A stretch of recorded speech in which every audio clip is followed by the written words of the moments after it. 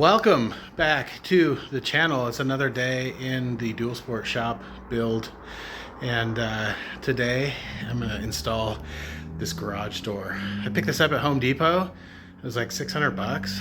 It's a 9-foot by 7-foot tall, and never installed a garage door before, but you know, YouTube University, I got this all day. Looks pretty easy. Of course, you know, the pros always do make it look easy. So we'll see if I can get this thing in here. The one thing that I am worried about, though, is this concrete is not level. And when I had the concrete installed, I didn't really specify that I wanted it level, but I did say that I would be enclosing this and putting a garage door on it. I did mention that, so I think I guess I kind of thought it was assumed that this was going to be a garage, but it's not level. It's actually higher over here, closer to the house, than it is over there by about 1.5 inches. So I may need to grind that concrete down, but for now I'll just, you know, put a 2x4 underneath it over here, or shim it up over there and do whatever I need to do to get it level so that I can just get it installed. And then I'll just kind of leave that fur piece sitting over here in this corner for now. So the door won't actually shut all the way on this side.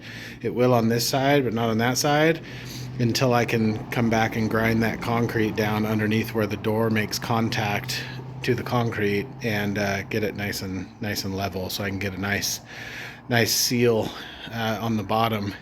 So I got the bottom piece of the garage door. I'm not really going to do a tutorial or anything on this. There's like 1 million of them out there already, so I'm not the expert, and there's no need for me to do that. So yeah, one interesting thing, I guess the only comment that I'll really make on this garage door from Home Depot is that it came with extension springs instead of torsion springs, which I thought extension things were like a thing of the past. I thought everything was torsion springs. I really don't see what, I guess if you don't know what the difference is, the torsion springs are the ones that are above your door in the center, you know, like they'll be right up here in the center on a big long bar that goes all the way across. That's a torsion spring. The extension springs, they actually expand up above the tracks of the door, the horizontal tracks. There's one above each track, and it expands when you close the door down, taking some of the, you know, absorbing some of the weight. So anyway, I thought that was interesting. I thought that was like you know, the old 50s flat garage doors that they just come up like this, and they have extension springs going down the sides. These ones go on the top, across the top, you know, horizontally. But anyway, I didn't know that was a thing, so here we are.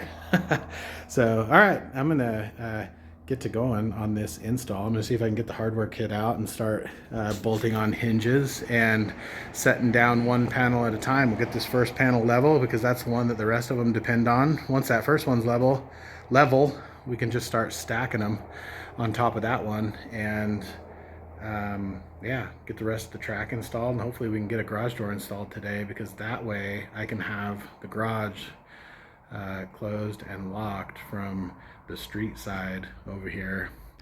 And then I can work on finishing up this back door and getting that installed so that I can lock that, and then I can start moving some stuff in here without fear of any of it walking off, which is not likely to happen clear out here in rural Idaho.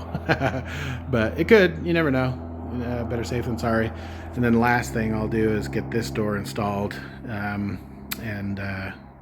then we can start, you know, working on siding and get the roofing redone. And man, this thing is going to be just really nice to have this extra lockable space where I can kind of work, and got a nice concrete pad down here, because that's a thing. I have like nowhere to work on stuff out here. I've been working on my truck like out in the dirt, and that a lot of us kind of, you know, you have a garage in your house, or you have a driveway, or you have concrete of some sort that you can put a jack on and jack your vehicle up and roll underneath it without laying down in dirt, you know, that kind of thing. But don't have that out here. I mean, I had that with the shop, but that's getting converted to my mom's guest house, and I'm giving that to her for a place to live. So gotta have something else, man. It was kind of a nightmare out here this summer, just doing simple things like an oil change. Like, you know, you gotta roll around in the dirt, and I don't know, maybe I'm complaining, maybe I'm just used to having a nice solid concrete flat place to put stuff to work on it. But anyway, this is going to be really nice to have this and be able to lock it up. And dude, just having all of your tools next to the thing that you're working on, that's a big deal too, because you know, I have been working on the concrete over here. Even when the concrete was all broken and shattered, I was still working on stuff over here because it was the only flat concrete surface that I had. But having to walk all the way over there to that shop for like a screwdriver, and then walk all the way back, and then haul it all back over there at the end of the day when you're done, because it's just exposed out here to theft, is not good. So anyway, that's it. I'll stop for now. So okay, let's get this door installed. Stoked.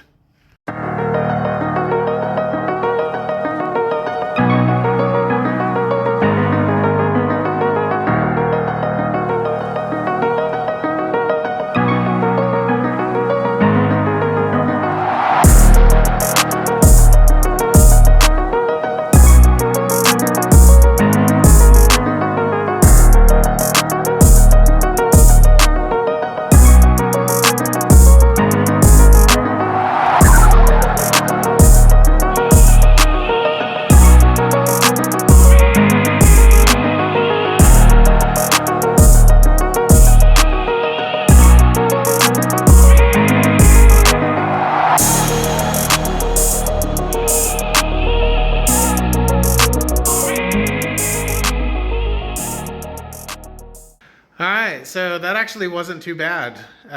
You know, that I'd never installed a garage door before.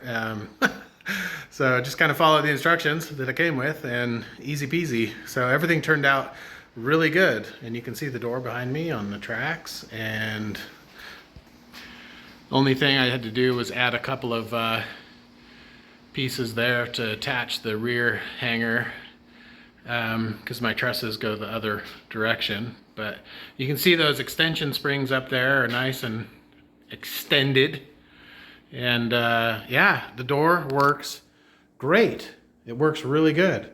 So, and you know, it's got that the little lock on it. So we are good to go. Another step, another big milestone towards getting this dual sport shop finished so that we can get back to wrenching on bikes. As always, thank you guys again for coming on this adventure with me. I appreciate each and every one of you, and I will see you on the next one. Dude, it is dumping out here. These are huge flakes. I don't know if you can see how big they are. They're like massive.